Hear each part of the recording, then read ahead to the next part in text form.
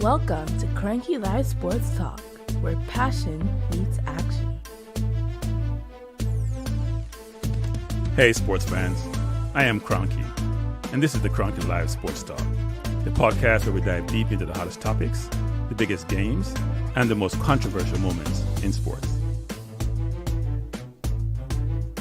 Whether it's football, basketball, track and field, cricket, or soccer, we've got you covered with expert analysis, insider interviews, and unfiltered opinions. Join me as I chat with the biggest names in sports, get exclusive insights and stories you won't hear anywhere else. Cranky Live Sports Talk is where you can hear the real talk, the hard-hitting questions, and the hottest takes. So, if you're a true sports fanatic, you don't want to miss out? Subscribe now to the Cranky Live Sports Talk on YouTube and hit that bell icon to never miss an episode. Cranky Live Sports Talk, where sports come alive. Subscribe today. Good evening, everyone. Thanks for joining the Cranky Live Sports Talk. I have a special guest, and he's not a typical Jamaican because he's on time, which I'm not used to. So I'm going to bring him in right away. We'll start the show right away. We're not even procrastinating, delaying. Good evening, Dennis. Good evening. Hey, how are you doing, Cranky? I'm good. I was just saying, you're not typical Jamaican. I thought you're on time. Well, I mean, it always disgusts me when people are late. So, being on time, as I always say, is being 5 minutes early. Well, that's true too. That's true too. I'm a proponent of that. So how are you doing? I'm good. So I'm looking forward to the discussion because we had one, about a few months ago? Yeah. About two months ago, yeah. And now the year is done. We can do a recap. Then we can look at now, and we can look at prospectively going forward how things are. So here's my first question to you, actually. Can we jump? Anything you want to say before we start, actually, before we jump into questions? No, man. Go ahead, man. Go ahead. So thanks for everyone who's in the chat. I got to acknowledge individuals first, even though I'm not dropping on super chat. But Float Management, Money Pro, Johnny and Conrad, thanks for being here. There are just more people coming into the chat, not just the ones who put a comment. So I appreciate you being here.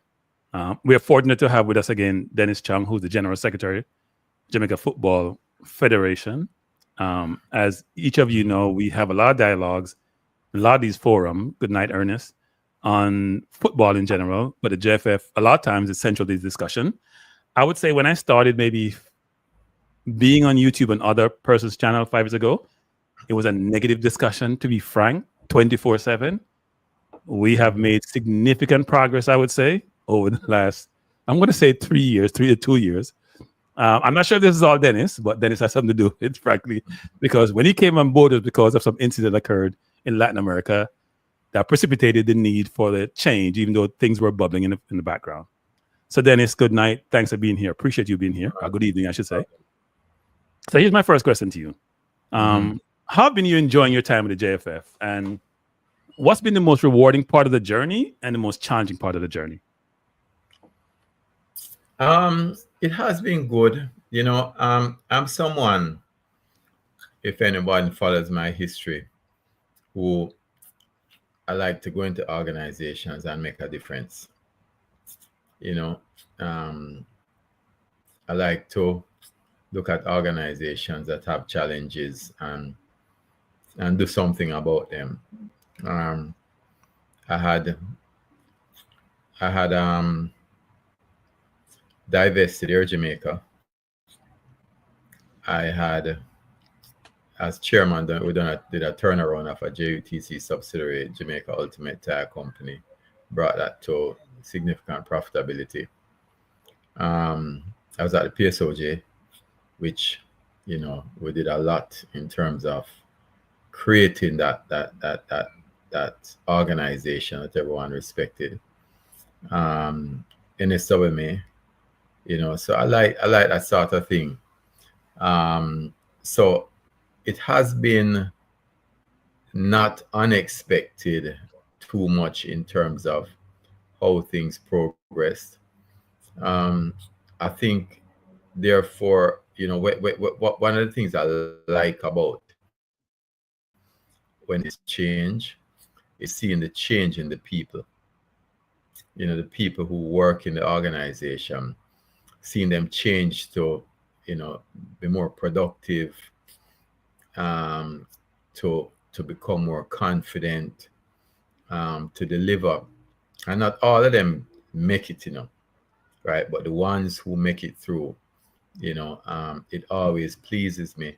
So one of the things I enjoyed at NSWMA the most is seeing where NSWMA in the initial days, the auditing companies didn't even want to touch us. We couldn't find an auditor because they thought the corruption was so bad, to the point where after a few years, private sector companies were actually, during the COVID period, they were reaching out to us about our COVID protocol. And private sector companies were poaching NSWMA for the workers there. We couldn't keep people long because government doesn't pay a lot. So I like that. So why Niger leave? But anyway, keep going. No, that's above my pay grade, Frank. And I'm not to do that one. I couldn't help myself. Yeah. Keep going. What I hate about these organizations when it's happening, and I don't know if it's hate, but you have some people who are consistently negative, and they can't see the vision of where you want to go. It's very difficult for me to deal with people even in my personal life, I just don't like people around me who are negative. I think you should always think about what the possibilities are. That's what I like, and I just don't like that. So some people are just negative for negative. I appreciate people like you, Cranky, who made constructive criticisms, right? But you had some people, they were just totally negative. So I think that the thing that disappointed me the most about the JFF is the fact that everybody is rooting for football, and you would see in the last election that people were just bent on destroying the organization for whatever, just so that they could get their way. And I just don't like that. I'm not that type of person. I'm not going to. And maybe that's why I'm not even a politician, because I would never destroy or be on the side of something just for the sake of it. It has to make sense for me. And that therefore is the answer on both sides.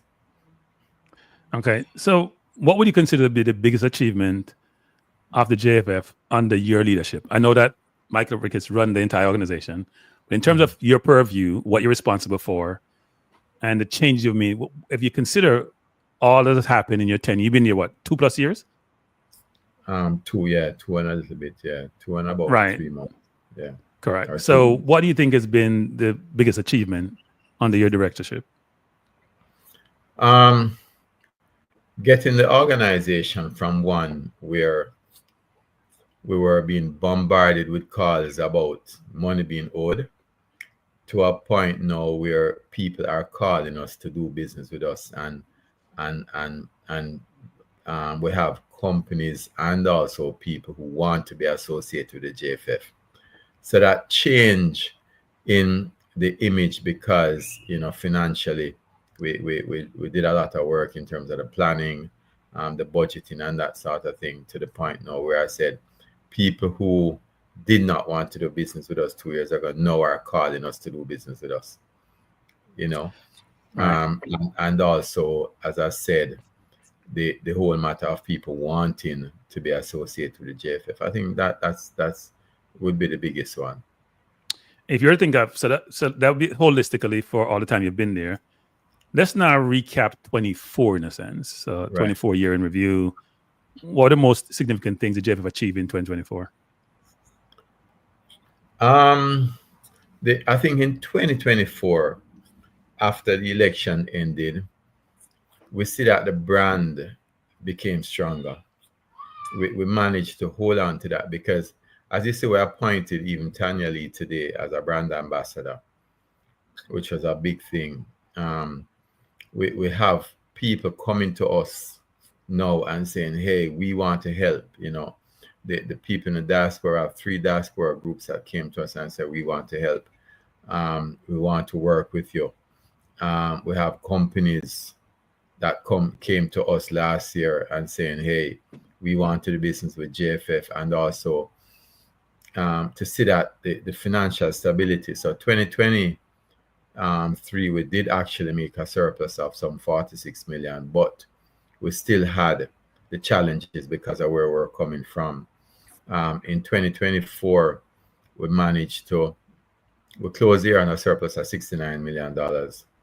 And we now are, you know, I can call my accountant now and say, hey, you know, this thing is outstanding, let's pay this. And it's paid, you know. So that's a major accomplishment. 2023, we did deliver our audit on time in 2024. In 2023, it was delayed, right, because we were working on clearing up a lot of back issues. So we actually did deliver the audit for the first time. You mean the 2023 year-end audit, which is delivered in 24? 2023 year-end, yeah, delivered in 2024. So those are the major accomplishments. On the field also, I think we did do some good things on the field. But one of the things that for me was a big accomplishment is seeing that we were up to date with the payments to the players in 2024. You know, that was a huge one. So all credit, I always give credit to my staff, you know, to go through that transition. I mean, they took a lot of abuse in the early days to see where we are now, where towards the end of 2024, we could actually have issued some RFP for travel procurement, and we had 8 companies bidding for it. I can tell you that in 2022, when I went there, no travel company wanted to deal with us. Right. You know, and so it's a huge difference. So let me say this, because it's interesting when you said the negativity that was in the past in some respects, some still there. But I would say this actually, Jamaicans can be extreme, right? If you do good, you get your flowers. If you don't do good, you get destroyed, basically. Not even beat, destroyed. So we can be extreme in some sense. But also, I would also think, though, to be honest, that given where we were and when you came in where we are now, and I'm not going to attribute everything to Dennis, but there's been material changes. And the fact that you couldn't get this quote unquote potential sponsors or organization to deal with you provide a perspective as a perception of the organization, which therefore has changed materially for people not to approaching you versus you to do the approaching. Would you say that's a fair statement? Yeah, it was a material change. And I give all credit to my staff, you know. I see myself as the person who sits on top and gets the best out of people. I think that's what a leader should do. Really, you know, get the best out of the people around you. Because it's not me. I couldn't do it alone. Right. You know, So, I can only direct. Go ahead. Sorry. Yeah, I can only direct the orchestra, you know. The Right. orchestra to play, and it is the staff members have done exceptionally well. Right. So you've talked about the achievements in general on and off the field. Were there any goals in 24 which were not achieved or achieved to your satisfaction, which needs to be considered and lessons learned for 2025? Yeah, well, one major goal I had was to totally eliminate the deficit. Right. We didn't do that. Can you elaborate? Because I think the normal man in the street don't necessarily understand what that entails. He's talking about surplus and deficit, and we're like, what's he talking about? I'm confused. So in 2022, the beginning of 2023, we had an equity deficit. So your equity basically is saying that your liabilities exceed your assets, right? So we had a deficit of about $240 million, right? we were, based on certain things we were projecting, we were on track to bring it down to about $20 million at the end of December 2024. But it didn't materialize. The transaction didn't materialize. We think it will materialize by next month. So we should see a big windfall coming in next month. But that was a big goal we had. But it's not all bad, because as I said, we made a surplus of $69 million. And the truth is that towards the end of the year, we basically put some money towards some competitions to build the youth, right? So that's why we did make a surplus of over $100 million. But that's good, because the reason why we're in existence is to develop football and develop the youth. So, but the point is that we were comfortable enough that we could do that and still walk away with a surplus. In terms of the 2024 disappointment, one of the things that I think that really sets back Jamaica is the lack of infrastructure, right? So don't go there yet. We have questions in all those categories. I want to start with fans engagement, sponsorship engagement, revenue generation, infrastructure. We'll get to all of that. But keep going. We'll get to all of those because I want to elaborate on some of those topics actually. Yeah. But I think that we met most of our goals in 2024. So I'm not going to say that I'm really disappointed with anything else, really, because the targets that we had in terms of policy being placed, in terms of the travel procurement that we wanted to do, in terms of actually turning a surplus. As I said, that one transaction that we're planning on happening never happened. All of those things did happen. Wait, you say you had a major transaction which didn't materialize? It didn't materialize last year. Okay. Right. Okay.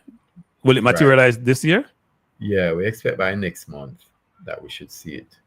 And will it wipe out the deficit? Not fully. Okay.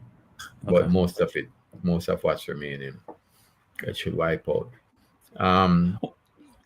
But I think that in all we made most of our goals. For me, what's important also is at the end of the year, looking back, you look back with your staff, and the staff were satisfied, the staff were happy, they were happy with the achievements that the JFF made, and that for me is always very instrumental. People are working within the organization, had met most of their goals. Some people had individual goals also that were met, Right. So that for me was important. We talked a couple of years ago, probably before you came in, or maybe when you just came in, about the need to make sure when you make changes, it wasn't just changes administratively or changes around processes, but changes around people, changes around culture, changes around how people engage in that nature. Have you been able to get to a point now where you're comfortable with who you have in place doing a job and the ability to do the job at a certain level? Oh, yeah. I think the culture has shifted significantly within the organization, and I give you an example of that. When I went there in November 2022, at 11 o'clock in the morning, there was nobody in the office. Right now, we have people coming in early and leaving 9, 10 o'clock at night. What were they sick? They were sick? No, it was just that the culture was different. Sick at work. Yeah, the culture was different. Okay. And for me, when I walk the floors of the organization every day, and people are happy. We get along very well with each other. We do have our differences, but they're respectable. And we sit down and we talk about it. And they always tell me, "Boy, Mr. Chung, don't watch us, because right now we cuss each other, and 10 minutes time we're good." And that's how they are. That's how the organization is. So I'm happy for that. And as I said, I've seen certain people develop individually, personally. I want to see more of that. For me, the greatest asset is to see people develop. So I'd love to see more of that. And therefore, I think the culture is shifting, and I can safely say that where we are now, as opposed to 2022, it's a huge difference in terms of the culture within the organization, and not just within the organization, but the relationship that we have with certain stakeholders in the industry. I think I have a good relationship with a lot of them, and that you see the respect from these stakeholders being shown to the JFF, which is important. And we have a good working relationship. So that culture, culture, as you know, Cranky, is the most important thing in any organization. You could have the greatest strategy in the world. If your culture is not good, that's it. The organization is dead. No, totally agree. So what sponsorship did we secure? I use the word we secure in 2024. And how do they align with the JFF long-term objectives? And what are the prospects? Because we'll talk about going forward, but I want to go through some of the more, the categories that inform the stakeholder community. So what sponsors did we sort of secure in 2024? And which one are you considering? Maybe you can give me names, but maybe you can say, you know what, X, Y, Z for 25. Yeah. In 2024, we didn't really get a lot of sponsors because 2024 was when the election was, and there was a lot of negativity around it. We did have Grace Kennedy that came on in a more meaningful way in terms of helping us with produce. Of course, Wisinko is always there, and Adidas is there. But what we did primarily more in 2024, because if you look at the income statement in 2024, and this is not published yet, but we actually had less revenue in 2024 than 2023. What we did is utilize the revenue more efficiently. So we had a lower expense base to give us a higher surplus in 2024 than 2023. As my uncle said to me once, Cranky, and I've lived by it, it's not how much you earn, but how much you save. Right. That's important. And we therefore had a higher surplus, and it was because of the administrative functions why we were able to eke out a higher surplus and the proper planning in 2024 than 2023. And in 2024, we had more footballing activities than in 2023. So that's a testament to the work that was done. So we did have, as I said, Grace Kennedy came on and really stepped up in terms of giving us some produce, especially for the youth teams. But I think in 2024, we were a lot more efficient in terms of funding sources we could get through our FIFA, for example, in terms of how we planned. The Ministry of Sports, Babsy Grange, God bless her, when we were in need, because we do budget by event, we were in need for a charter to send the boys up, and right away, within 10 minutes, she came on, she gave us $8 million. So we did get some improvement from the ministry and the SDF. They did come on and help us more.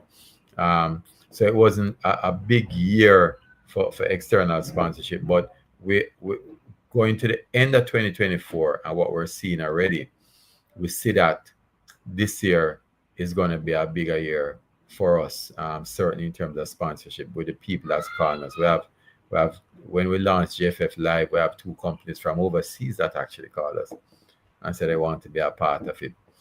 And therefore, this is why I deliberately, because when I saw what the election was doing to us from a negative point of view, one of the worst things you can do, Cranky, is try and sell a bad product.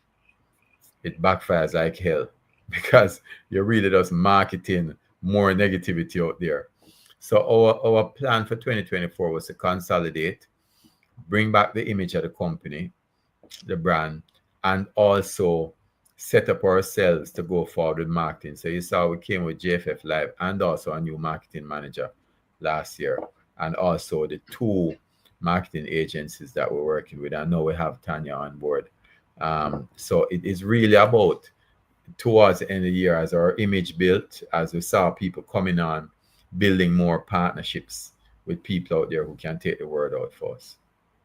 So how do you ensure that sponsors see the value in their partnerships with the JFF? What are you doing to sort of, well guarantee, but make sure that, that's in place? Well, I know what sponsors want. Sponsors are not doing this because of, chivalry. They're doing it because they want some value. So one of the things I looked at, for example, so the image of JFF is changed. A lot of people now are talking about JFF. You see, one of the things that we're able to do is bring 21,000 people to the stadium. That is a lot of sponsorship value for anyone, because you have 21,000 people in one place. So we did have some sponsors come on. Just Bet, for example, from Supreme Ventures, they actually came on and sponsored 2 games. We did have St. Mary, right? They came on at a low end, provided us with the snacks for the games and all of that. So sponsors did come on. Mothers came on, helped us with the hospitality room. Holiday Inn came on, so they started to see the value. And we created that value first. The first thing we said is we need to stabilize the brand. And then after that, we need to bring back a crowd to the stadium. So we succeeded with that with 21,000 people, right? The next step for us is now to say, how do we create that appeal globally? Because JFF is a global brand, right? And therefore, JFF Live was born. We always had it on the books. In the December game, where the women played South Africa, those 2 games had over 115,000 views worldwide. So think about it now, Cranky. You're a company that wants to appeal to a market worldwide, right? In Jamaica already, we have a high turnout. We want to now appeal to people. That opens up the door even more for us, because, as I said, we're speaking to companies from overseas. So our marketing agent that we contract overseas, they now are able to go out and do more. We have the 3 Diaspora groups working with us for the Trinidad game coming up, for example. One of the groups is keeping a watch party in New York.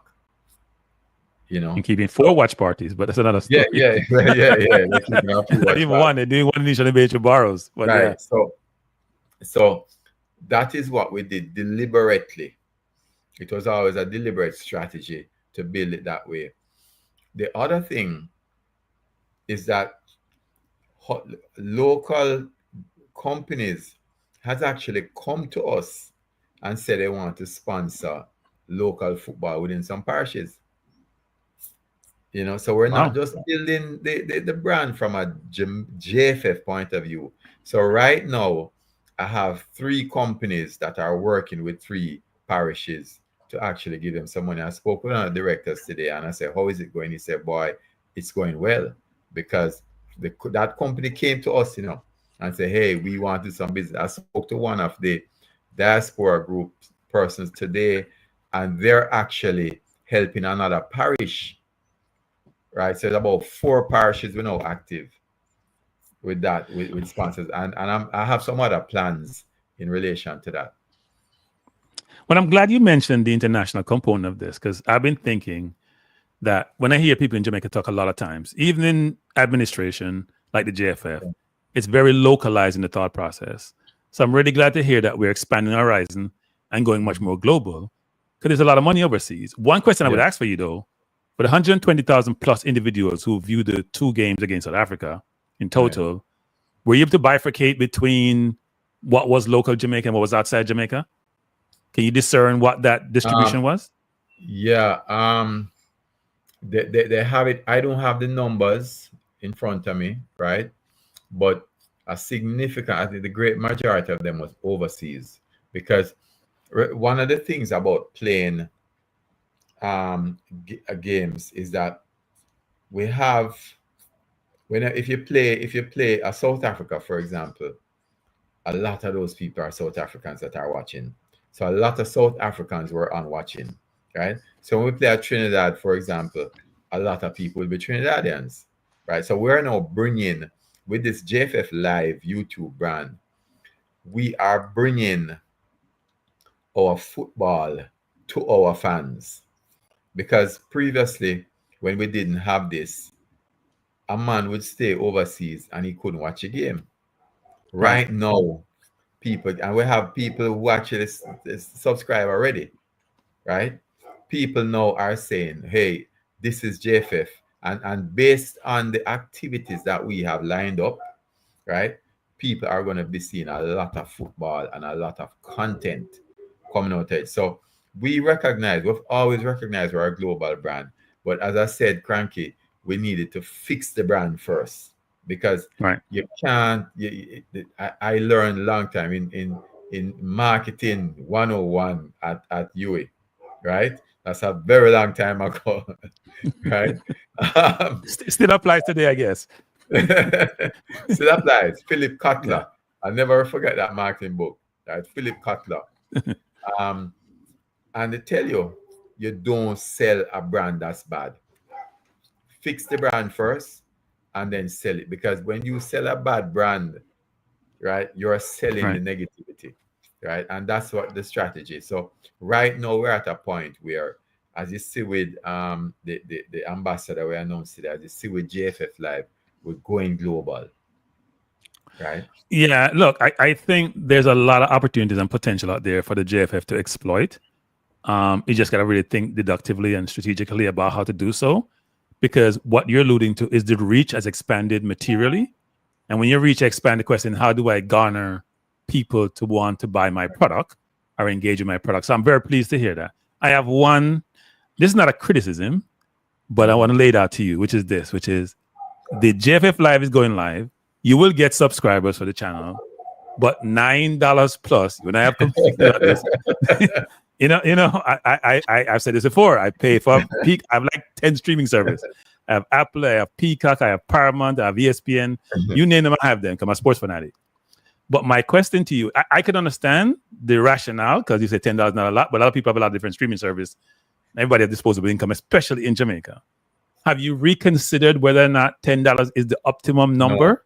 No. YouTube doesn't allow us. YouTube doesn't allow us to go on the $9.99, and that was. But isn't that membership? Isn't that membership thing weird? Because I don't have any membership because I haven't set one up. But right. Yeah, but I thought you had a membership where you set the price, not YouTube set the price. No, they had set. My understanding from the persons who actually work on it, who the guy who is the brain behind it, he actually works with companies like Amazon and Netflix and all that. Right.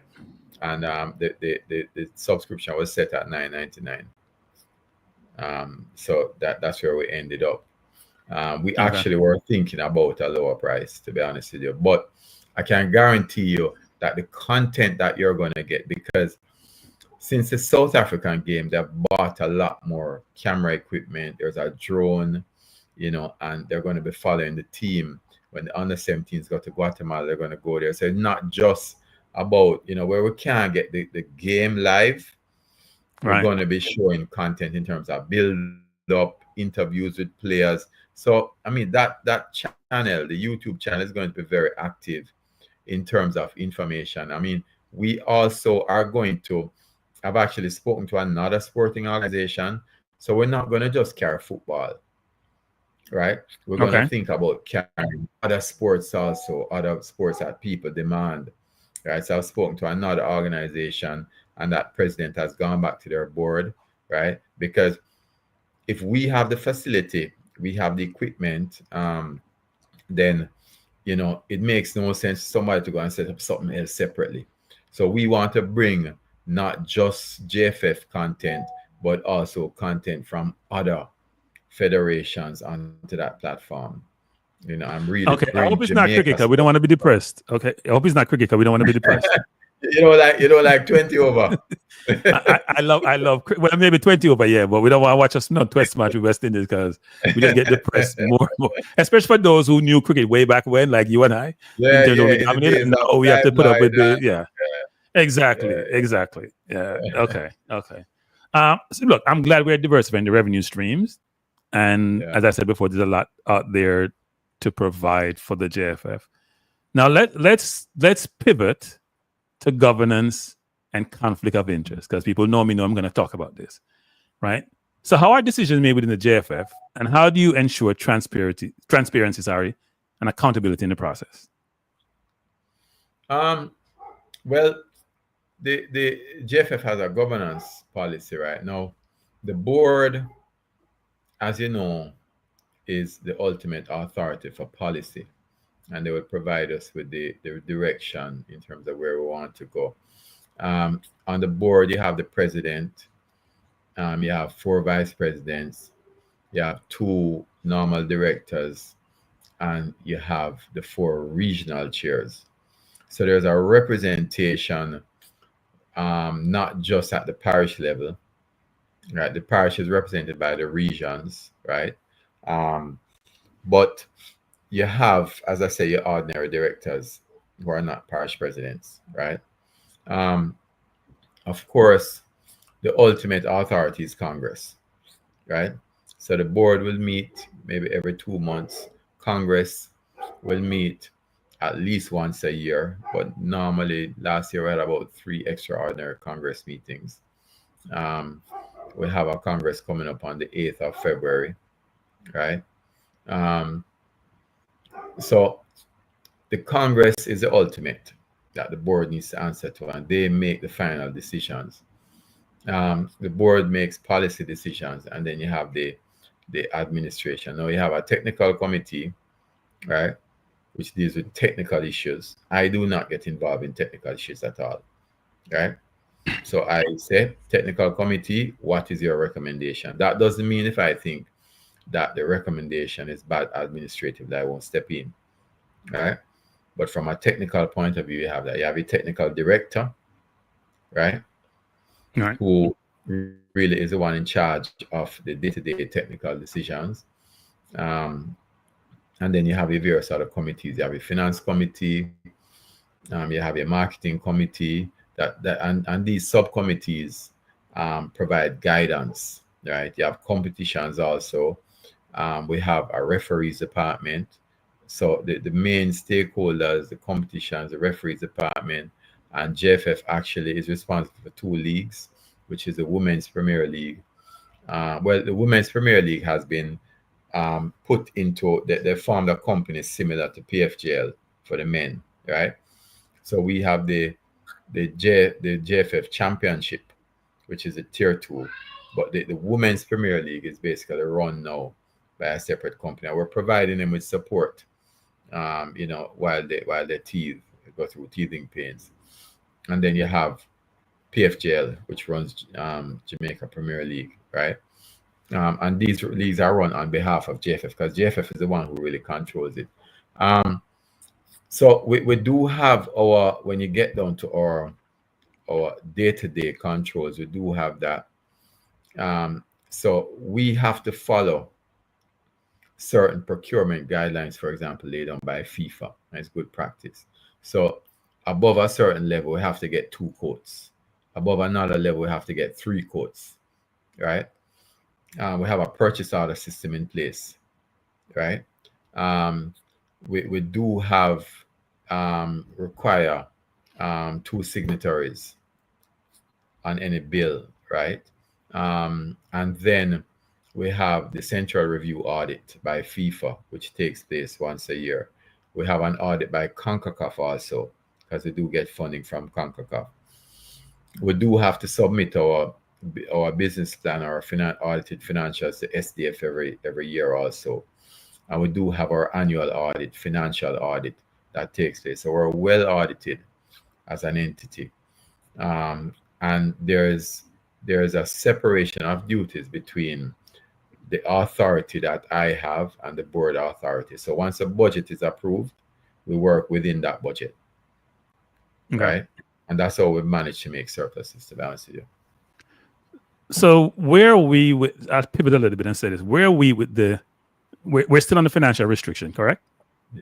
We're still under it. We expect to have an audit from FIFA next month. That's set up.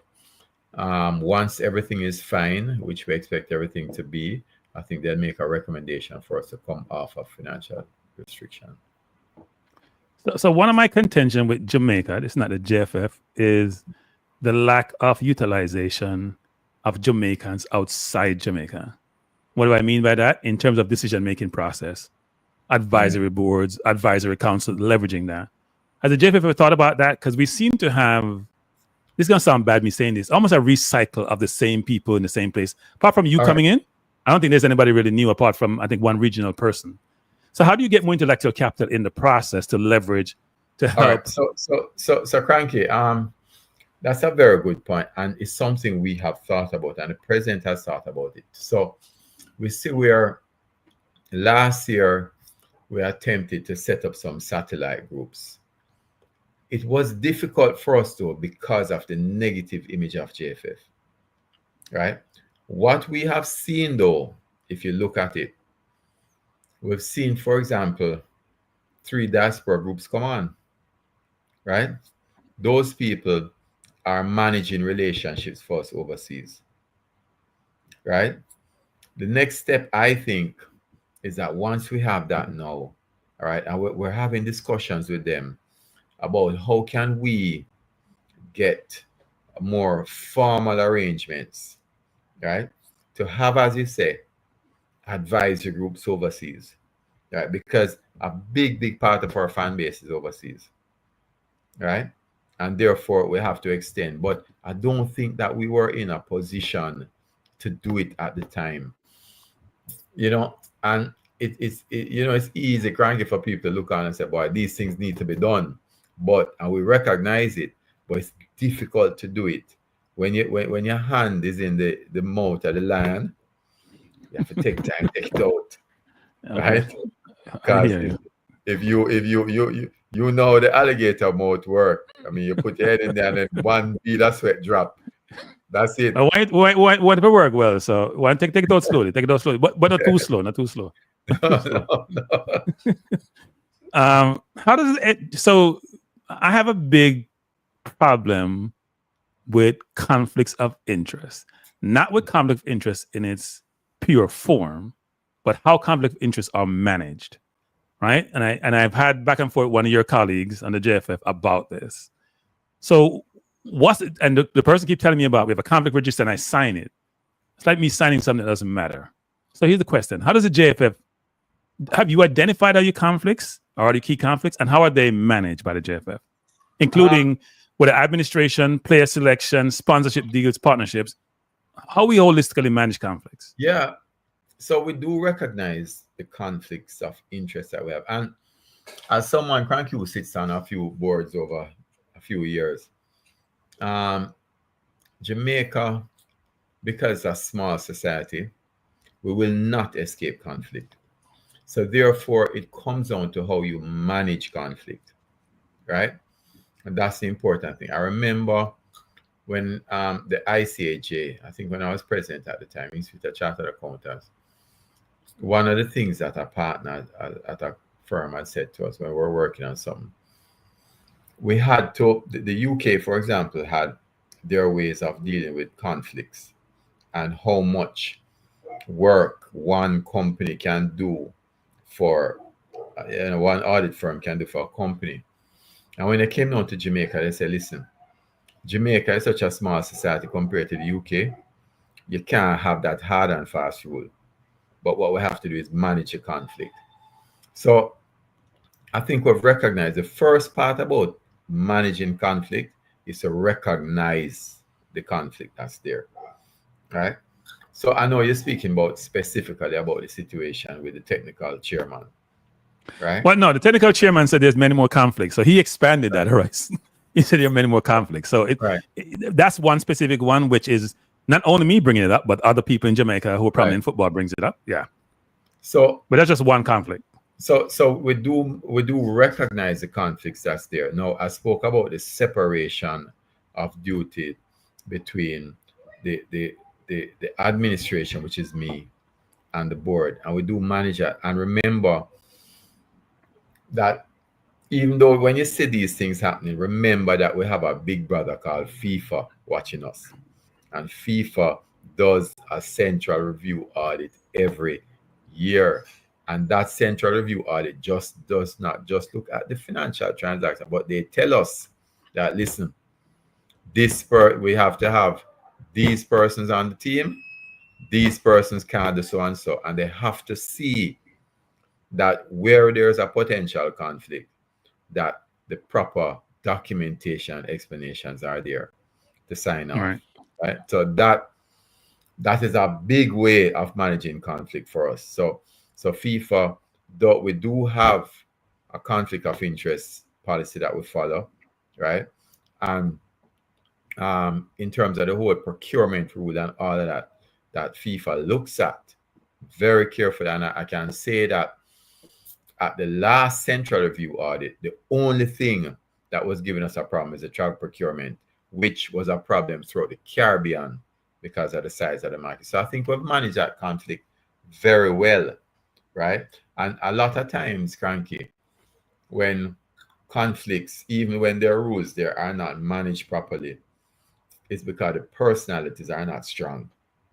Right. So I think we have that. I mean, when you look at the people within the organization, that's why I give so much credit to them. When they meet a situation, they'll say, even to me, they say, no, Mr. Chung, that can't work.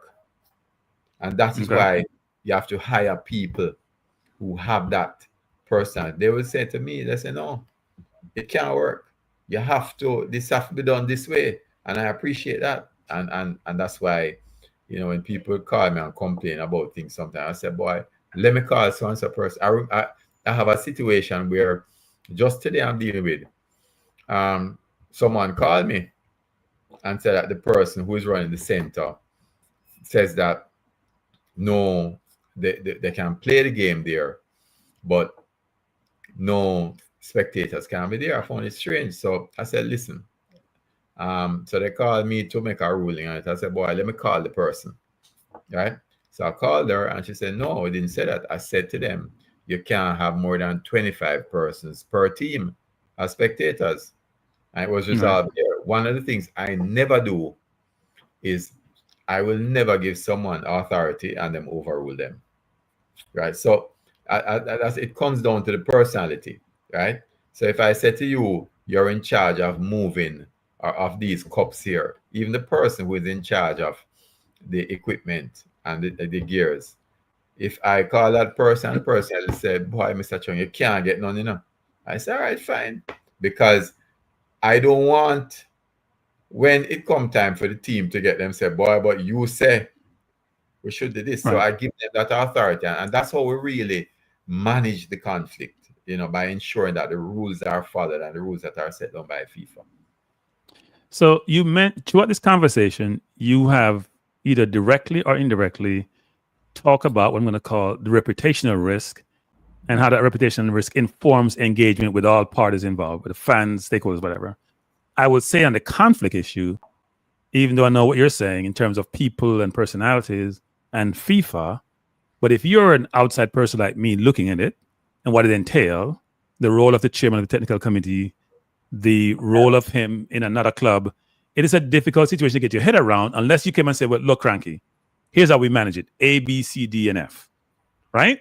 In terms of how it's managed. I totally agree with you. One of the things I can say to you is that because when I just went in, I saw that, but what I recognize is that speed, and that's why I speak about personalities. Right. When decisions are to be made on technical issues, he will say to me, boy, Dennis, I'm not touching it. Let's go to the technical committee. So I can say that even though it looks that way, if you look at what has been done, his management of it has been very careful from his perspective, right? And the decisions that he makes are made by the technical committee, not just him. He has like 5 other people on the committee with him, right? And that the committee is one that if he makes a decision and they don't know about it, they're going to raise hell. Okay. Right? So, and then you have the technical director, who is the one I always speak to him, and I always say, Wendell, listen, you are the technical man. Irrespective of what the committee say, you need to tell me if the decision is right, because if the decision is not right and you go with it, your head is on the line. Right? So that's how we manage it. So I think even though Speed has these perceived conflicts, I think that he has done well in managing it, and I think he has done well for that role. Because the truth is that you talk about the people who are at the JFF and they've been recycled. You know, one of the reasons why they've been recycled, Cranky, a lot of people did not want to get involved. Last year, leading up to election, so we had a difficult time finding people for the committees, right? And that's just it. But Dennis, let me just say this: you guys, your policy, your constitution, exclude half your population. So what I mean by that, because we talk about being global, right?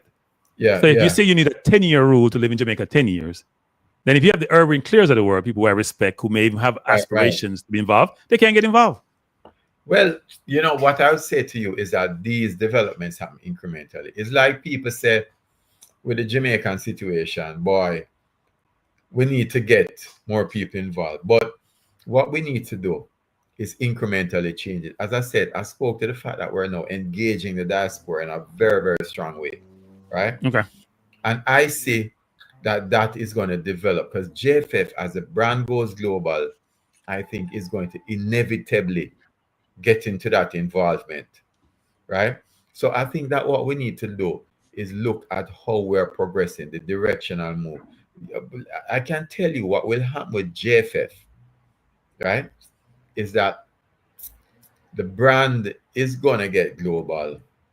And I can tell you that people are going to have to consider what the people outside of Jamaica are saying. Because I think, based on where it's going, they're going to have a significant influence, the diaspora, on what happens within the JFF. So I think it's changing. I think it's going to get there. But, let us move, let us use a snowball effect. It's rolling. It's rolling in the right direction. And I can tell you, Cranky, I said to people all the while, I don't have to do, when I'm marketing, I speak to my marketing manager, I don't have to do any big marketing and big strategy and thing, All of my fan base, or a significant part of my fan base, all I have to do is engage the YouTubers, You understand what I'm saying? And think about it, Cranky. Think about the influence the YouTubers have had on what happens in JFF, because when you hear the criticisms and people coming out and saying this and that, it's not even the traditional media. But I'll stop you, Dennis. We get enough beating on Dennis. So we're negative enough. We get enough beating. Everybody get beaten, Cranky. But that's so. Listen, Cranky. If people did not disagree, the wheel would still be around today, True. So, I can live with that. I can live with that. One of the things the president always said, which I agree with him, let us disagree respectfully. And that is the important thing. Let us disagree. Yeah. We fight and cuss each other, and then at the end of the day, we sit down and we have a drink. Okay. Here's my last one, the conflict. You don't have to touch this, actually, which is this. The Rudolph conflict situation is it's not a perceived conflict, it's a true conflict. My hope going forward is, as you said, everything to move slowly sometime, is that we can come transparent to the public and say how we effectively manage it. Because it's not only Cranky who's saying this. I heard somebody in Jamaica the other day who has influenced the football community saying the same thing. And I don't always agree with that. In fact, I normally don't agree with that person ever. I have to agree with them, which is hard for me to do. Okay, so all I say is that we got to sit down and think about, how do I make sure it can be perceived or seen, or there's evidence to substantiate it's being effectively managed. Yeah, and I think that process you'll find happen. I think the organization is going to grow. The brand is going to grow so much that even that is going to be small compared to what the total thing is. right? So let me say this, Dennis, which is very important. Yeah. And it's gonna be disruptive. Is wanting to grow exponentially. But the people who start out with you are not going to be the ones who take it to a different location, to a different place. No. I agree. Okay. It's going to be different. Yeah. I mean, okay. you know the concept of the Peter principle. Yeah. Right. There are certain people you take it up here, but yes. When you go, I tell people all the while, and I'm a cyclist, cranky. It's a different set of persons ride a bicycle downhill than what ride uphill, I didn't know that because I'm not a cyclist. I'm learning. So you do your part. I mean, an organization is a relay, and that's the only thing. You look at organization in the US, for example, and you see that certain CEOs can take it in up here. When it get to a different level where the environment change and everything, you need a new set of eyes to take it, and that's how the organization going to develop. And I think that once the organization starts moving that way, then you're going to see the change happen naturally. Because right, but I think people have to be receptive to. Here's the problem with that, Dennis, and as you will know, which is this: they have a concept in Jamaica called "eat our food," as you know, and people think that you're taking food out of their mouth if you move along without them, which causes consternation. It's disruptive. It's challenging. It looks like it's not humane, but it's just life in general. And the question is, how does one effectively manage that to make sure it's a smooth transition versus a very disruptive one? Cranky, you're not going to get away from that. You're going to always, throughout history, you're going to have that. What it requires many times, as you see, is that you're going to have, once you have an effective leader to say, listen, this change must happen. Because you're always going to have people like that. And when you look at, I don't know if you ever read this book, Good to Great, by Jim Collins. I heard about it, but I haven't read it now. Very good book, right? Transformative leaders know also when it's time to step aside, right? The people who try to hold on to things, they tend to do themselves more damage in the long run. But organizations, when an organization is moving, right? It moves in spite of the leader, because an organization will get to a certain point where it's the constituents who carrying it. So I think you'll always have that set of people who say, listen, I want to hold on. And you see it in politics, so cranky. Yeah. Right? And especially in politics, actually. Yeah, especially. Yeah. And when it happens in politics, you know what happened to them? They get voted out. Right? Okay. So right. Remember, the JFF is an organization that has elections.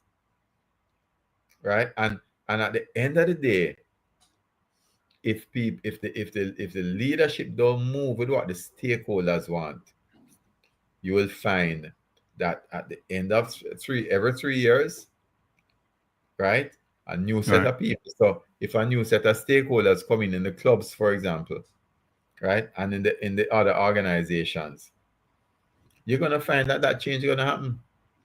People can hold on as long as they want. Yeah, well, I hope it's not the rockiest of changes, because those changes are disruptive and can cause a lot of angst in organizations. But as you said, it's inevitable when you have to make some of those changes. So let's pivot a little bit to the whole quota diaspora situation. Currently, we are allowed to have 7 players in supposedly the senior men's team, even though it's trickled down to the junior boys team. And the question is, I have brought this out that it's against I've brought this out that it's discriminatory. It's against the Constitution of the JFF to discriminate based on where you're born. It's against FIFA's regulation to discriminate. It's against the Jamaica Constitution to discriminate. Now, please explain why we need the quota system. So maybe not your purview, why we need it, and we can get into how do we achieve what you're trying to achieve and at the same time not discriminate. All right. Well, let me get to the rationale of it. Okay.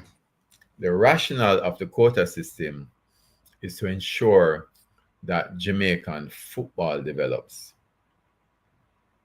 right? Right. I think, and that was done because Jamaica had a development issue with football. In And terms of still where does, we are, actually. Yeah, and still it does. still does. It still does, Yeah. but not as bad. In terms of where we are now, I think that you're going to see, and it is something set by the technical committee. I think that you're going to see that quota system gets eroded more and more, right? Because I think that our development is better. We have, for example, much better coaches. So if you look at last year, I spoke about accomplishment for last year. Last year was, I think, a pivotal role for development. All our A-license coaches won something last year, right? Yeah, but once again, Dennis, even the dog in the background disagree with quotas. You hear the dog barking? But keep going. You hear the dog, it's the dog. Suck it in. Go ahead. Sorry, Dennis. Go ahead. Yeah, Go all ahead. our A-license coaches won something last year, right? Right. The CFU under 14 Challenger Series. It was a Caribbean thing, but why it was so important is that the whole squad, the team plus the staff were all local. The under 20 girls who went away with 2 weeks' notice in December won that, and everybody, I think about 2 of them were overseas, right? So I think that I understand what you're saying about the quota system, right?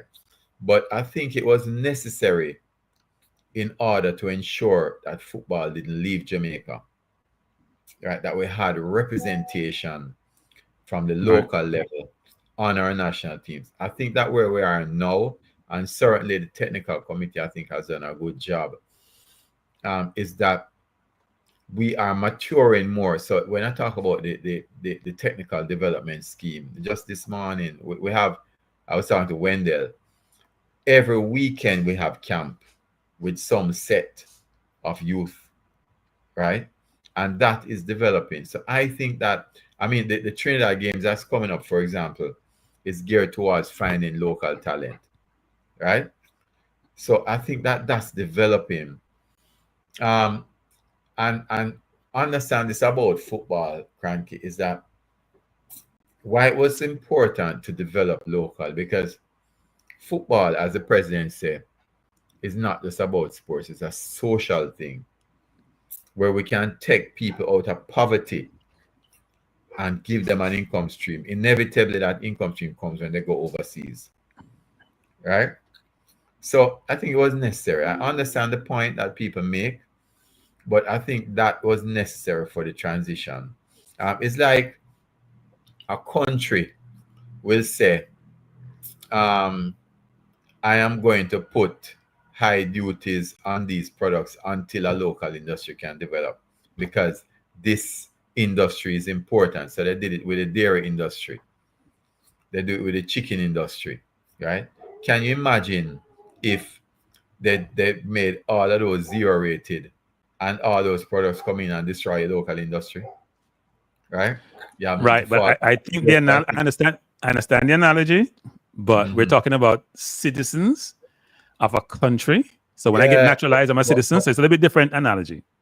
Yeah, but I understand the analogy. I understand the concept, actually. We're talking about local development. So no, I understand. I understand. Development is not just about players, but the referees, the coaches, all of those things are important. But the question is, Dennis, which is, do I need? So the quota is just about players, right? It's not about, because I just said most of the people who work in the coaching, at least for the junior teams, are not overseas. I mean, they're under 70s overseas-based coach, but they're Jamaican, locally born.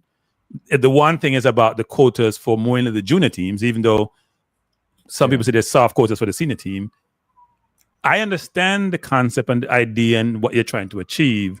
The question you have to ask yourself is there another way to get to the same destination? There might have been, but the fact of the matter is that was the one that was used. Right? Okay. I think that we're coming to the end of that. Right? Okay. From my perspective, I see that we've moved that far away in terms of local development. And I think we're coming to the end of that.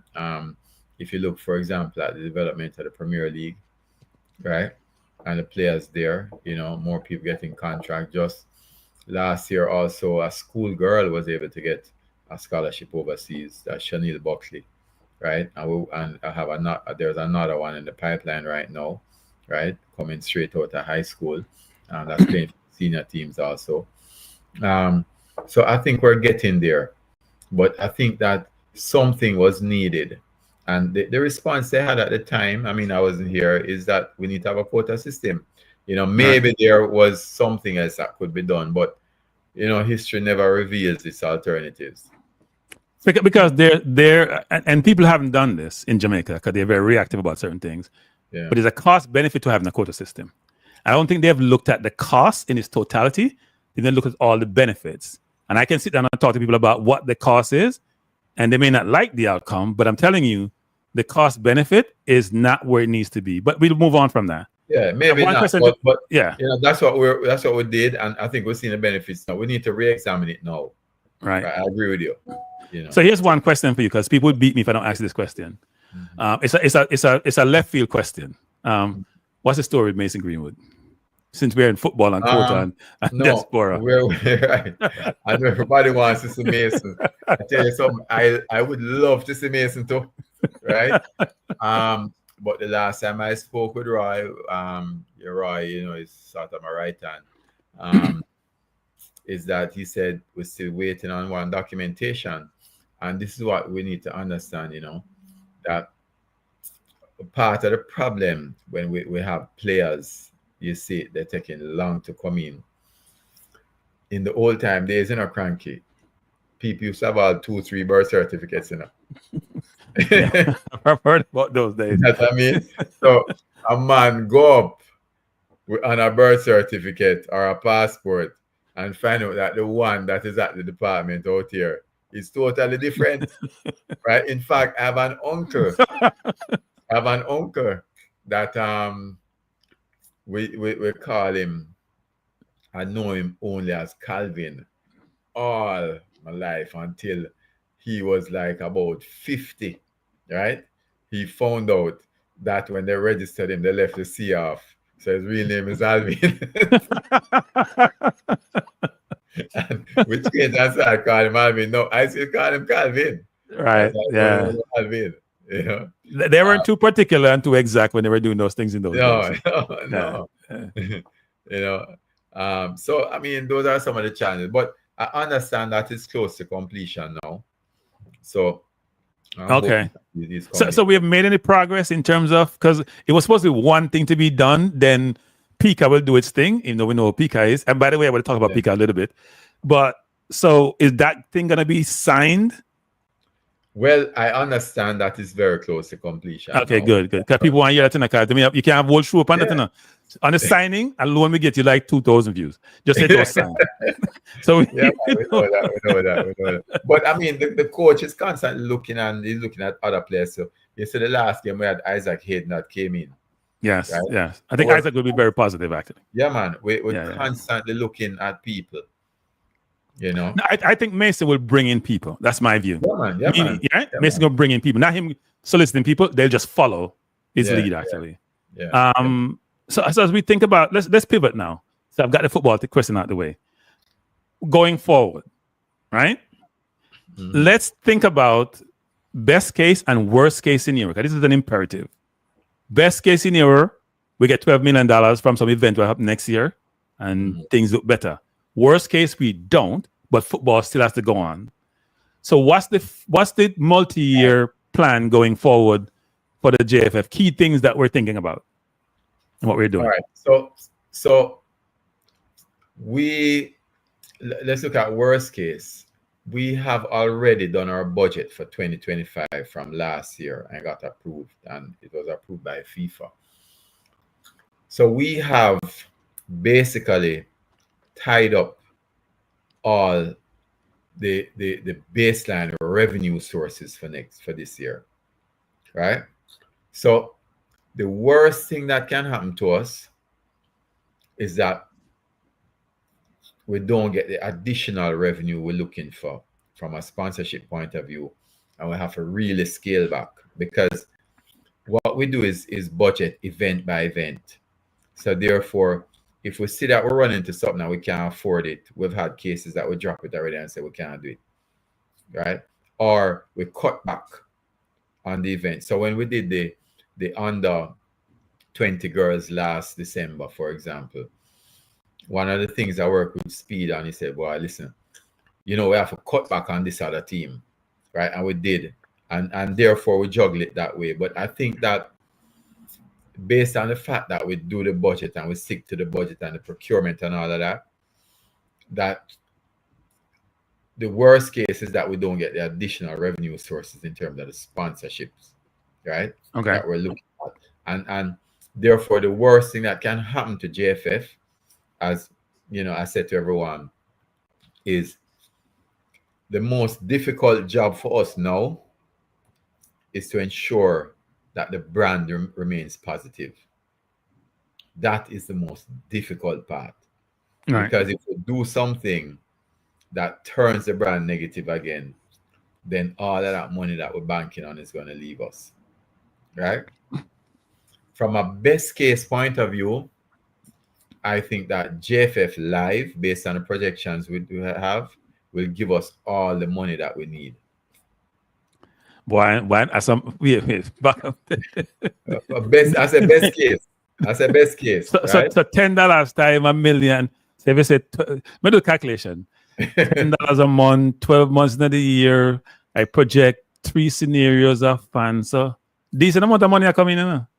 Even worst case scenario. That's what I'm saying to you. The best case, right? But we have a better case. The better case is that we will do well with JFF Live, which we think we will, based on the demand that we're seeing out there and the plans that we have in terms of the content, right?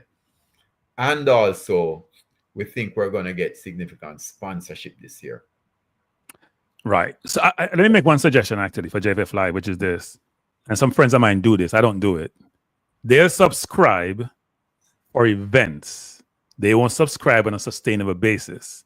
So how do you keep the content live in the outside the various windows to make sure you have continuity of content to attract a sustainable subscription? Because I could subscribe for 2 months, get the games, and then go someplace else. Yeah. But we even today I was speaking to them. So one of my primary things I do now is I stay close to the development of JFF Live.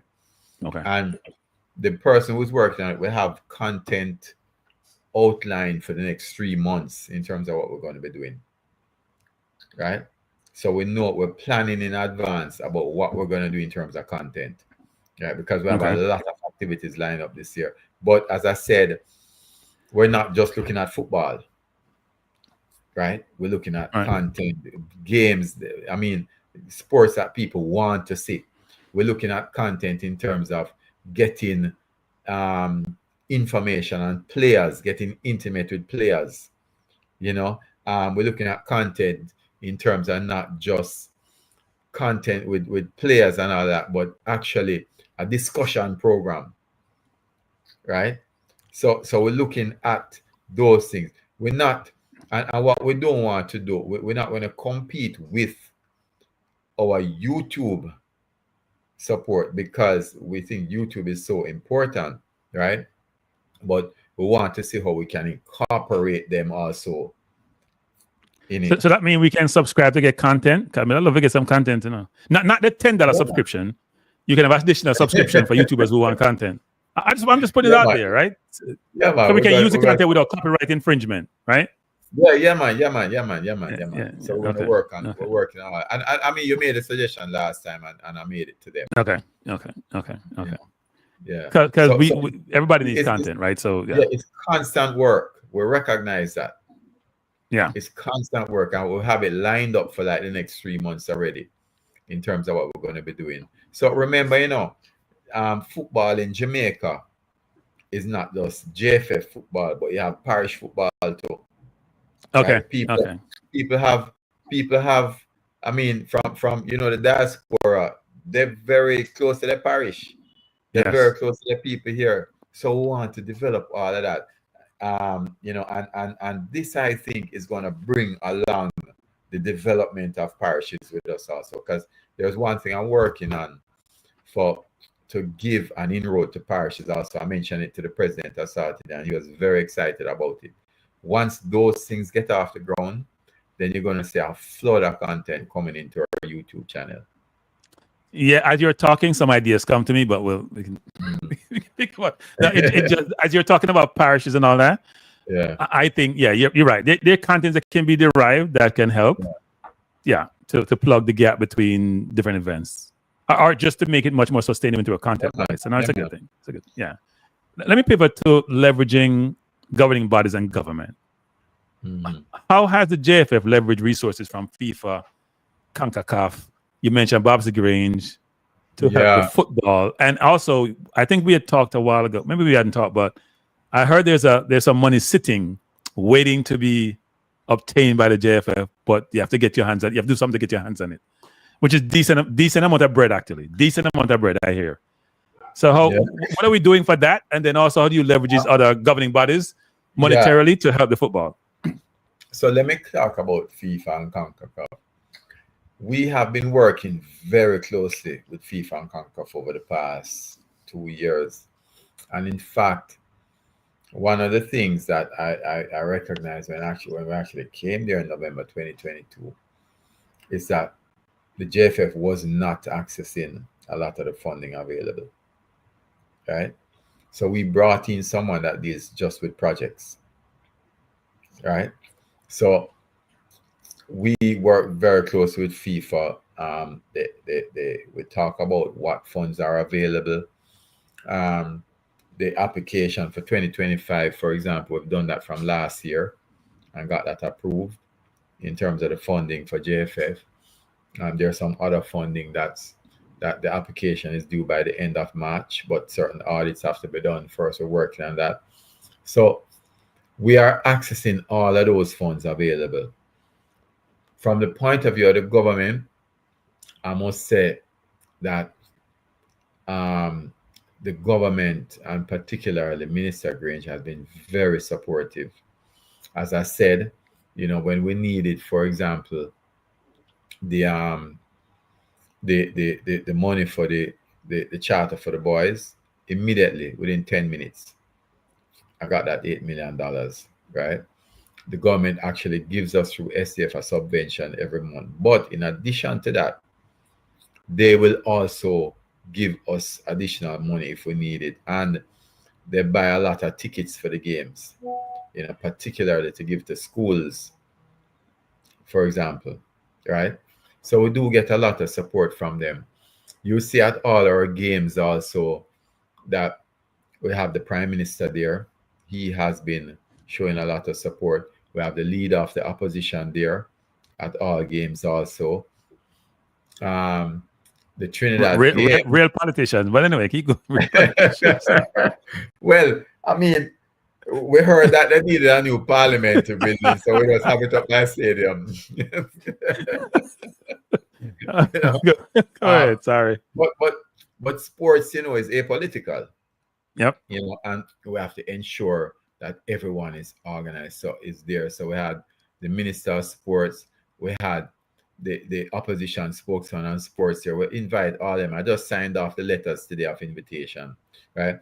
So even though we're having the event on Arnett Guards, we invite everybody still. That's Mark Golding's constituency, right?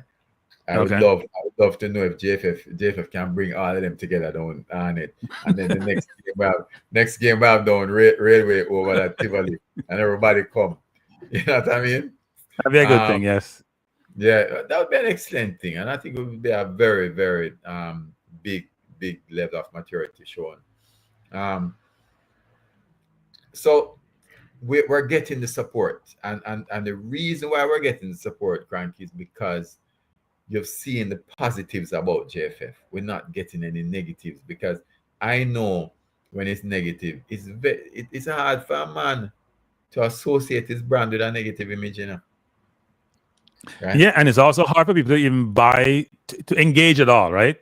Yeah, to spend their resources with an organization they don't have a good, especially when it comes to the whole concept of money. and you're So going to spend your money to support somebody Yeah. who you don't necessarily trust. Yeah. So as I said, the biggest issue for me is keeping the brand positive. Right. Yeah.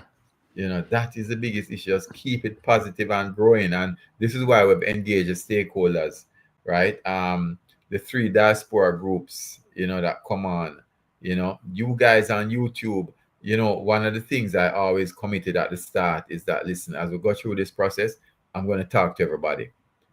I'm not going to hold back. I'm not going to say, I don't want to talk about. No, if it's good or bad, I'm going to talk, because I think that was important.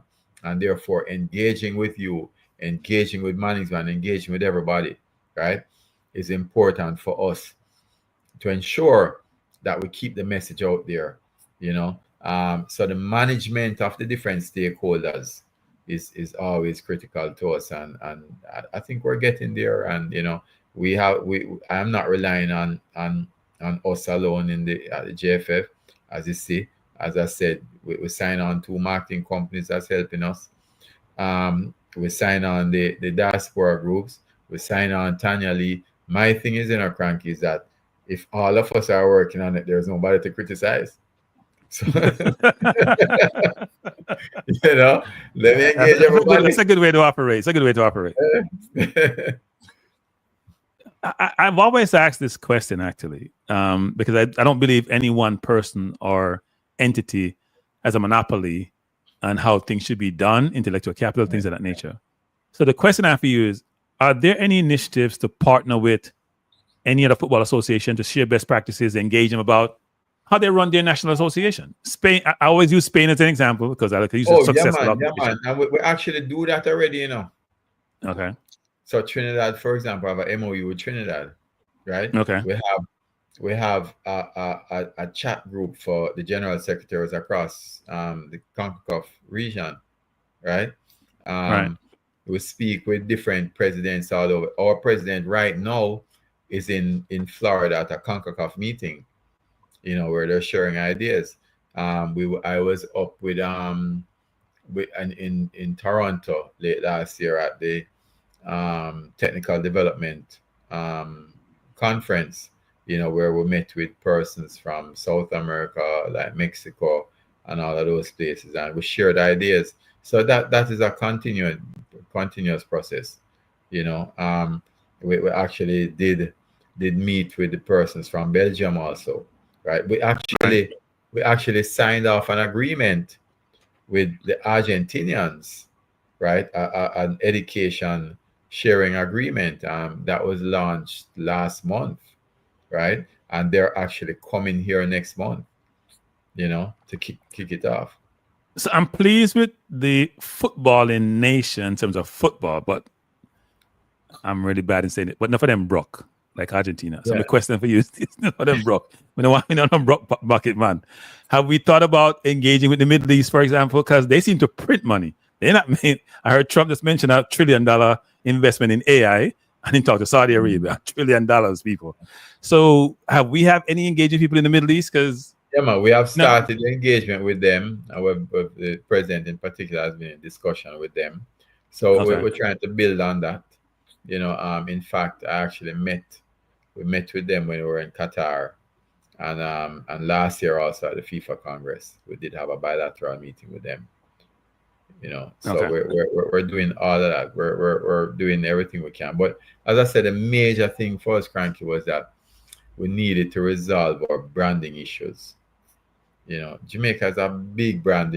I mean, you go to any sporting game, and apart from football, people supporting the Jamaican team has on a JFF Adidas shirt.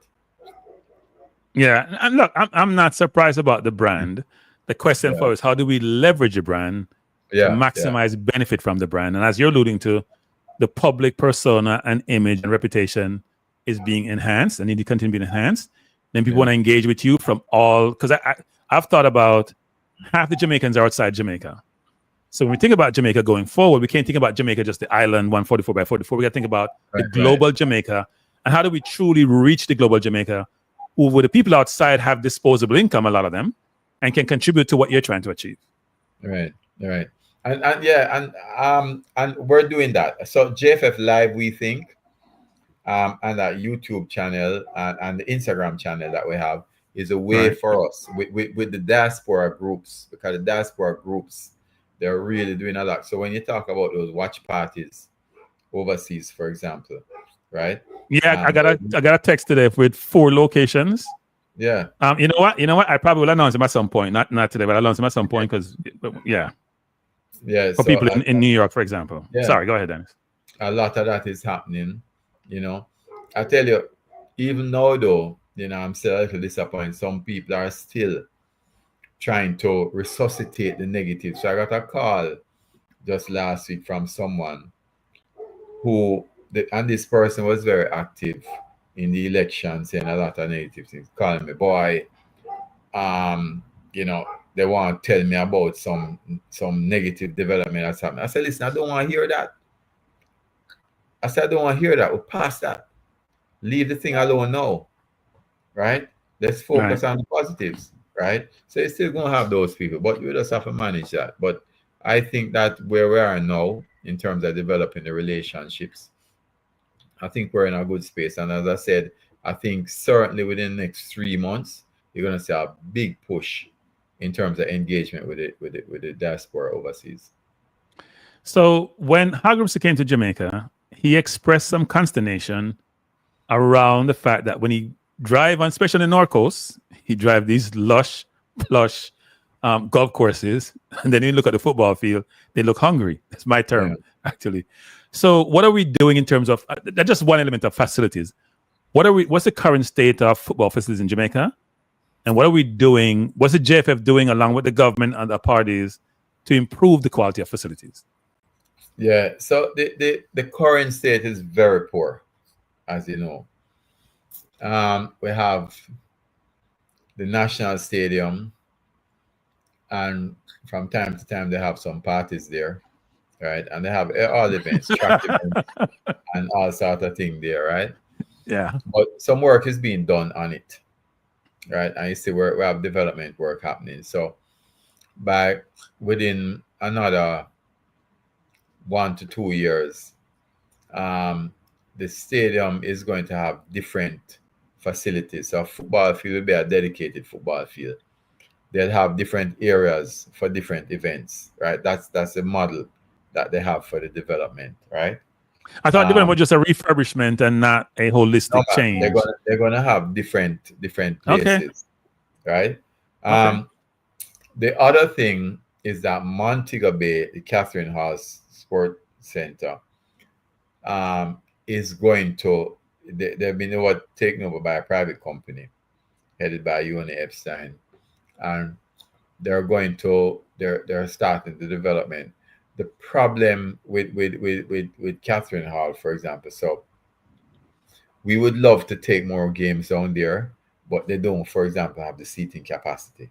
Field is good enough, Right. but they have in their stands area, they can hold 3,500 people, and across the road they can hold maybe another 4,000 people, right? We have 21,000 people coming to a game, right?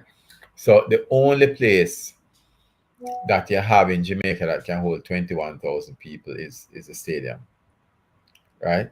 So that development is happening. Catherine Hall, I think that there is someone that said they're going to look at developing the Trelawney multipurpose stadium too, right?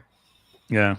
Other thing though is that JFF is doing some work on our center, right?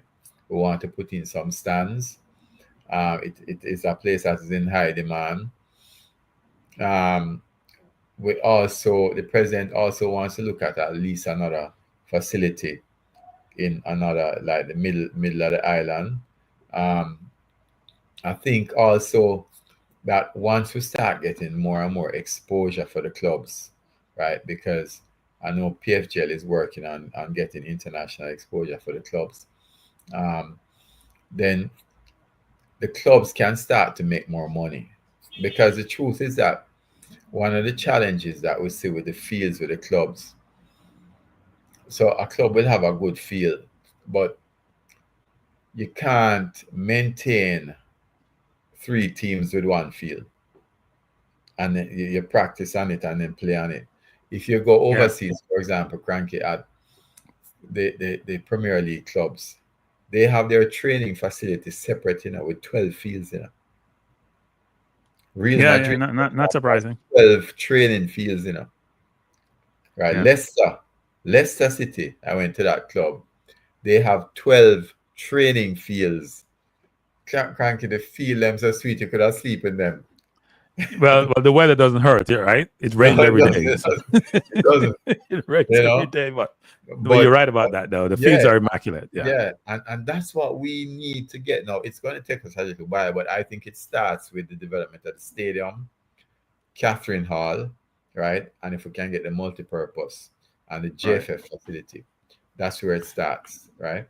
And then you don't want to overbuild like Trinidad, but I would agree with you in terms of you want to have the right amount of stadiums for the right capacity, right? Given what your constituent entails. So yeah, right. So I think we're getting there, and the minister I know is the one who has been pushing for this, right? I've spoken to her about it. She actually did have a launch on it, so I know they're very intent on getting that done.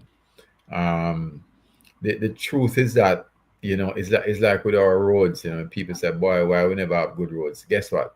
Jamaica is a poor country. Jamaica just the other day started getting a little money, In 2013, we almost fell off a fiscal cliff. Yeah, well, I heard the parliament discussion from both the prime minister and I'm making political and the opposition talking about the roads. I thought it was interesting. I want to touch it because I don't want to say I'm taking sides, but anyway. I know what you're saying about that. But I do think, though, the question is, you only have so much resource to allocate. What do you allocate your resources to? Right? And if roads are imperative, it's going to facilitate and help with commerce. Think about how do I get the roads in the right place. Yeah. So Dennis, we have talked about a lot of things. A lot of things. And I'm thinking about, you've been on for about an hour and a half, so I don't take much more of your time. What we haven't talked about that you want to get out to the public? Well, all I would say to the public is that,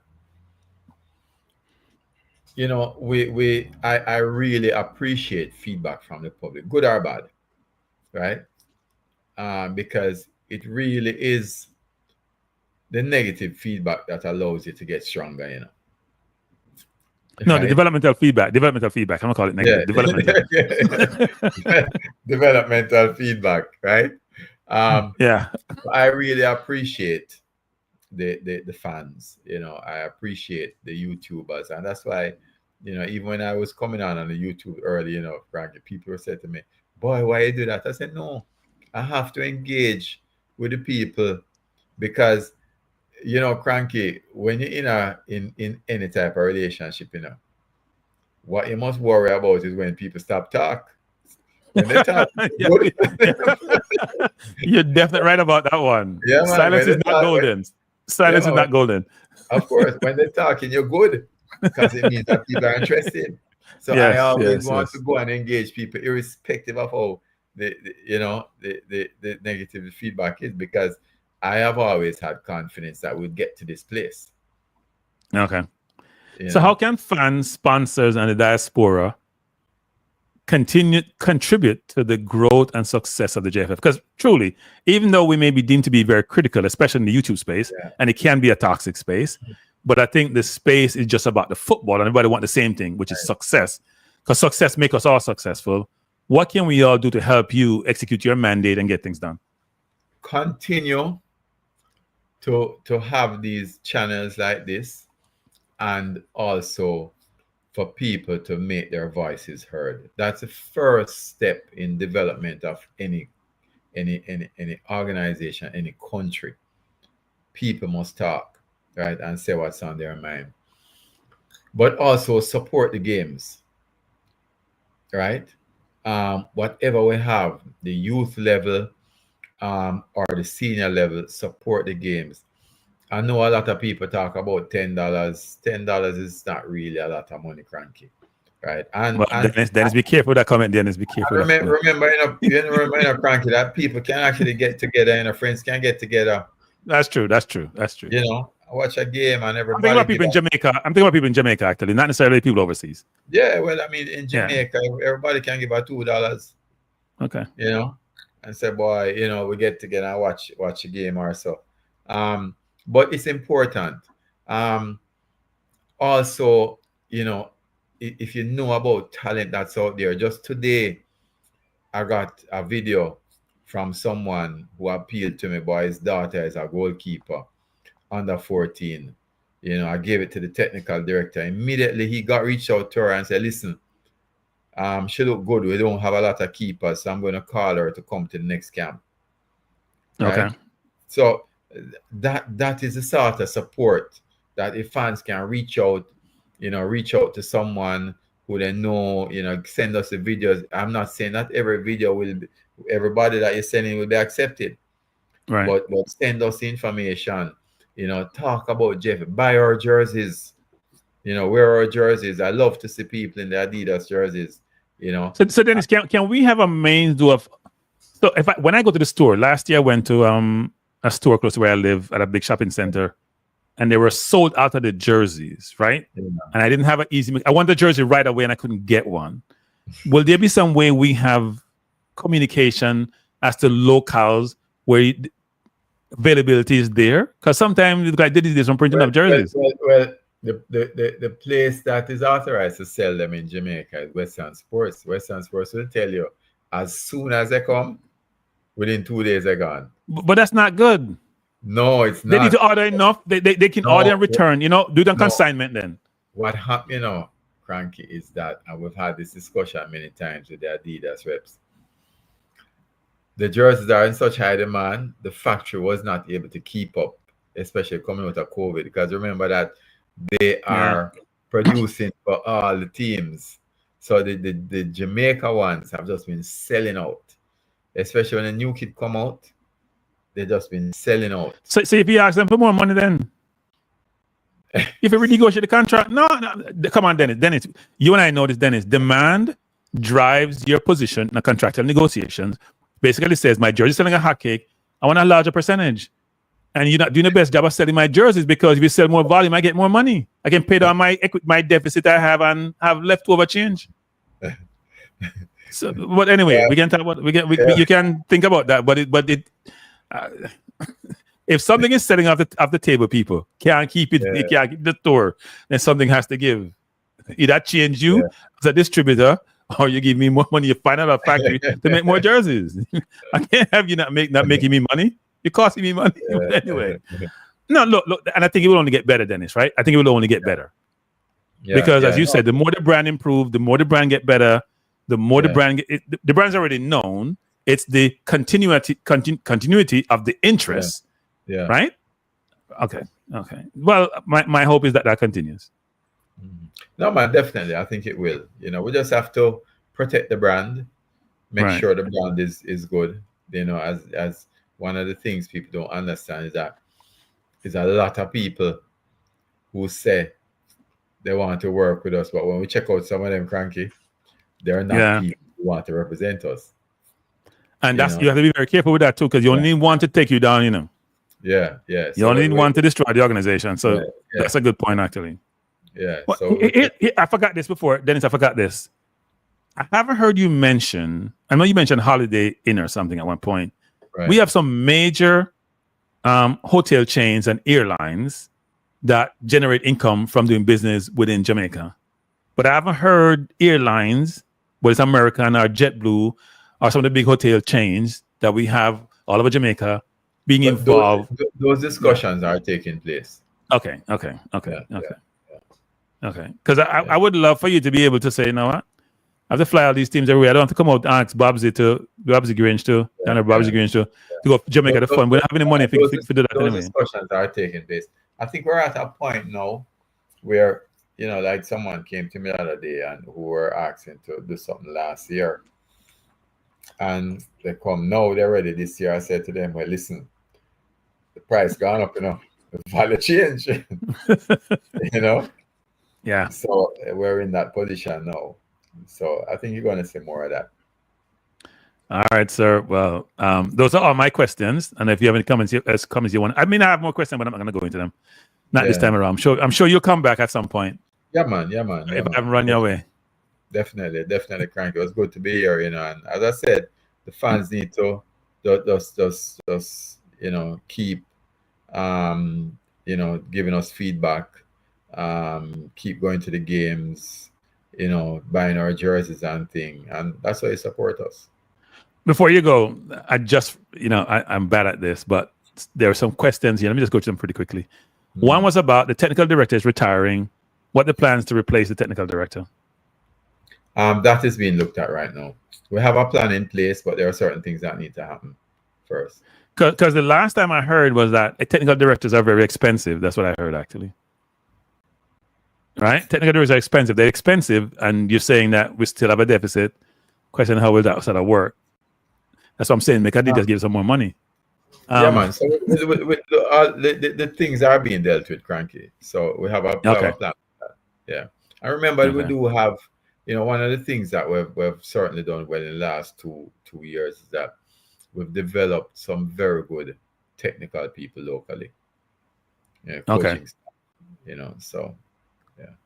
I'm trying to look to see if there's any more questions here. There were a bunch before, but none. I know I've taken up a lot of your time, and I appreciate you coming on. And I would say this, Dennis, before you go, which is I appreciate you being here. You and I talked a while ago on another channel when you took the role, what you need to do. I think you have made a lot of progress, especially around the government's issue. I think the most important thing for the JFF first was the reputational element of who they are and what they represent, and the whole thing about integrity and honesty. Yeah. And I think that has improved materially. And if you continue that trajectory, then the sky's the limit. Yeah, man. We're getting there. And staff, as I said, no small amount of commendation to the staff at JFF. They've really done well. And I noticed you saying something which somebody else doesn't say. I'm not going to call who. I noticed you use the word we and my staff, not I nor me. This is a lesson for people out there. Yeah, think about that as you go through life. Yeah, it's a staff. I mean, we can't do without each other.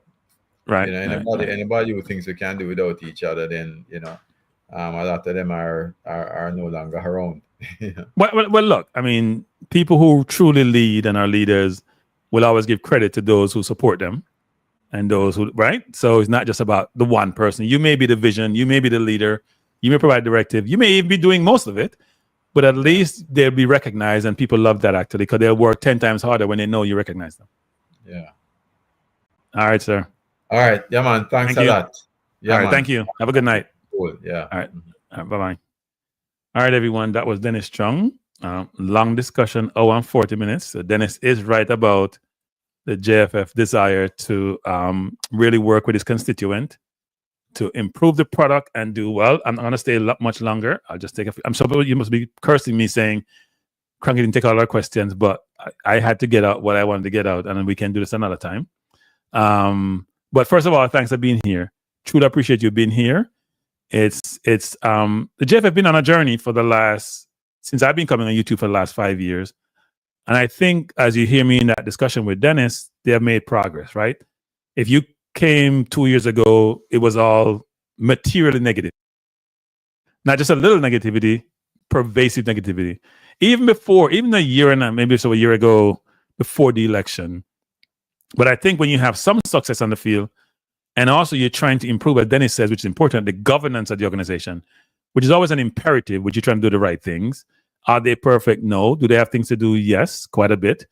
But at least trajectory, directionally, in terms of the way the travel is going, direction of travel, I think they're going in the right direction.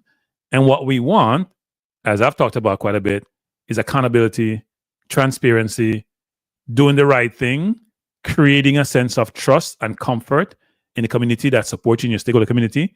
And as Dennis alluded to, there are a number of stakeholders out there who want to engage, but most companies will think about the reputational risk when they engage with anyone. Now, I have about 15 minutes left. If you want to call in, anyone, please do so. Here's the call-in number. I probably had a couple more things to talk about tonight, but I didn't know Dennis was going to be on time, actually. He was here probably some seconds before I was. And I love people who are professional and are on time, because time is important, right? So if you want to call in, please do so before I close down. If not, I'll probably just close it down. But I thought it was very informative. Dennis talking through what they're doing from a governance standpoint, revenue generation standpoint, sponsor involvement, fan engagement, engagement with the government, engagement with FIFA. I do think, and those are sort of the main constituents, I do think it's important going forward for them to continue the dialogue across all the media platforms, inclusive of the YouTubers. I know some people have negative perception of YouTubers, but they come in all size and flavor with all different levels of perspective. And each of those persons with YouTube should be given the latitude to express their perspective themselves about how they, if especially about football, how they view the football, right? They shouldn't be held to a different standard than we do for other industries. We should hold them to the same standard. And I know there are some people in the traditional media who don't have any respect for YouTubers, and that's their prerogative. I would just say, though, that I would suggest to them that YouTubers actually can provide much more value in traditional media, because they're not restricted as much as traditional media is in getting out to the public. I can have a show for 2 hours now and have no advertisement apart from what you see on your device. That's not the way in traditional media. That's how they get paid, right? And they have restriction on timing, what they can do, what they can't do. YouTubers have much more flexibility because YouTube is 24/7. With only restriction be they probably shouldn't copyright other people's material or use certain words. But apart from that, you have much more latitude. So I would hope going forward that the dialogue, the engagement continues with the JFF across the various spaces, including YouTubers. And I am supportive of anything that's positive. And I believe, truly believe, that the football can be a catalyst to help with some of the change in Jamaica that we need. If the football is done the right way, if there's diaspora engagement with local, and I hate to use the word local, but people on the island, if that engagement is substantive, if that engagement is respectful, if that engagement is all put in the right direction, then that association and that model can be a benchmark to utilize to help in other disciplines. So I would love if going forward, we do this and we do it really, really well. You hear Dennis mention the 3 Diaspora group. I got a text from Kyle, who's very involved with one of the group, and you guys know Kyle, who indicated there's like 3 or 4 locations in New York, actually. I wasn't going to say tri-state, but in New York, where they'll have watch parties for the games that are coming up against Trinidad, right? And I was trying to find them, but I don't have it here. Maybe I have another show this week. I'll talk about it. I am actually doing a show on Wednesday, but I'm supposed to be doing a show. Hope it materialized. You hear me talk about having interviews and engaging with just regular everyday people. That may sound like colloquially a bad term, but those people who may not necessarily be in certain disciplines that we know about. And I have one this Wednesday. I'm gonna have to confirm it tomorrow, and I'll announce it with just somebody who's a commenter. What will be an interesting story. I have that person, and I have another person who hopefully come on another day. They love football, but they're not footballer. But I think some of these personal stories can provide insight for people. And if you change one person and help one person to their direction in life, then I'm all for that. So if no one calls in, I'm going to say thank you. Have a wonderful evening. I appreciate you being here. And I'm supposed to be back, I don't think tomorrow, but on Wednesday for that interview. But I want to say thanks to Dennis. And as Dennis alluded to, I'm sure there has been negative feedback with some person in the JFF, not necessarily anyone I know per se. You guys may think when I talk about JFF, I talk about one other person, no, who may have reservations about coming to the YouTube space because they may deem it to be toxic. You hear me interview the president the other day. I do think how we comport ourselves in those environments is an imperative, is important, need to be something we think about when we have those dialogue. But I would also say that if you get if you're in a public space, you're going to get flowers. You're also going to get what may deem to be criticism or areas of development. I actually, when I see texts from people, and I look at every text that come through about any shows I've had, and I get some comments, the ones that says, Cranky should have done this better, Or, Cranky, you're talking too much. You didn't allow your guests to talk. Because I get that quite a bit, actually. Oh, Cranky XYZ. I consider it. And next time, if I can recall, and I try to recall, give myself a reminder, I'm cognizant of these things because feedback is very, very important in life. When you do a job, you get feedback. You should be soliciting feedback. If you're in a job, solicit feedback because that feedback is important. Don't just listen when people tell you how great you are. That's good to know, and you want the flowers, you want the praise, you want the acclamation to say, I'm doing well, and I should continue it.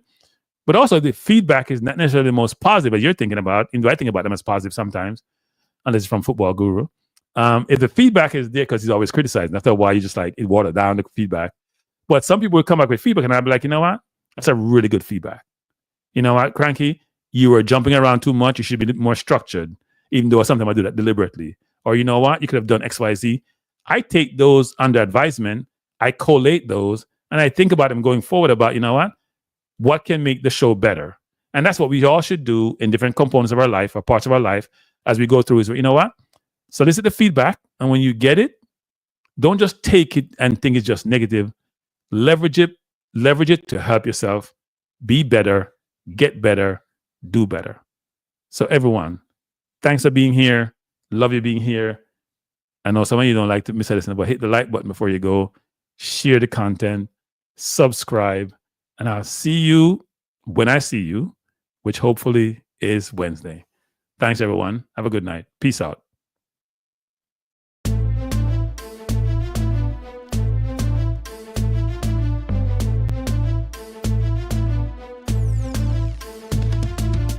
Frankie Life is the best to be now. For the best sports talk, and it's free, yo. Frankie Life will be your guiding light by keeping you informed both day and night. Frankie Life, tell them. Frankie Life, heed them. Frankie Life, want them. Frankie Life. From the courts to the field, we'll never lose because Cranky has the hottest news. With expert analysis, we break it down. Our in-depth coverage is best in town. Cranky Life, tell them. Cranky Life, heed them. Cranky Life, want them. Cranky Life. Cranky Life where the sports is spicy and where we keep the discussion lively. Cranky Life, get to know the name because Cranky analysis is never lame. Cranky Life, give me my Cranky Life. I want my Cranky Life. Must have my Cranky Life. Whether it's football or track and field, you know Cranky is at the wheel. So join the journey through victory and defeat and subscribe and don't miss a beat of Cranky Life. Tell them, Cranky Life. Heed them, Cranky Life. Want them, Cranky Life. If you're from England or USA, from Kingston or Bombay, from Kenya or Canada, Lagos or Havana, visit Cranky Life. Tune into Cranky Life. Like up Cranky Life. Subscribe to Cranky Life. Cranky Life coming to you on weekdays. Cranky Life sometimes on Sundays. Pull up a chair and take a seat because Cranky will always bring the heat. Cranky Life. Me say fi tell them Cranky Life. Me say fi heed them Cranky Life. On them Cranky Life. Cranky Life will be around. Cranky Life is the best in town. Me say fi eat them. Me say fi want them. Me say fi eat them. Want them, eat them, want them. Cranky Life. Cranky Life. Eat them, want them, eat them, want them. Cranky Life. Cranky Life. Eat them, want them, eat them, want them, eat them, want them. Cranky Life. Cranky Life. Cranky. Heed them, want them, heed them, want them, heed, want, heed them.